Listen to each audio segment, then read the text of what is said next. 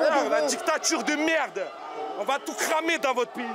Manifestation Gilets jaunes à Montpellier samedi dernier. Selon la préfecture, parmi les manifestants, entre 100 et 200 activistes qui se sont attaqués à la gare, à un local et à un véhicule de la TAM.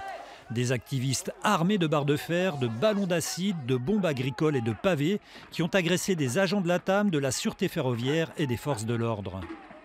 Aujourd'hui, au centre de Montpellier, rien ne paraît. Mais par crainte de représailles, peu de commerçants pour nous parler à visage découvert. Des commerçants qui disent comprendre, voire partager les revendications des Gilets jaunes, notamment sur la fiscalité, mais très inquiets de cette violence qui s'installe. La violence, c'est quelque chose d'insupportable.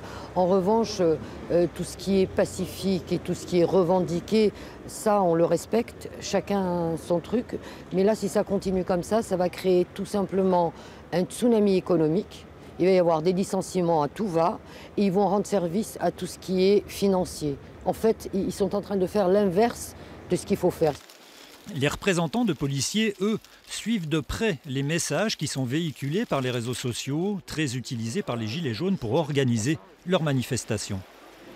Nous avons constaté malheureusement ces gens qui appellent à des lynchages des policiers. Certains policiers ont été ciblés directement, ils ont été pris en photo, leurs photos ont été mises sur les réseaux sociaux, ils ont été identifiés et on appelle à des lynchages de policiers. Ceci est complètement inadmissible. Pour ce syndicat, samedi prochain s'annonce rude. Dans un courrier à la préfecture, il réclame plus de moyens matériels et humains. Le maire de Montpellier, lui, demande aux services de l'État d'assurer la sécurité des biens et des personnes dans sa ville.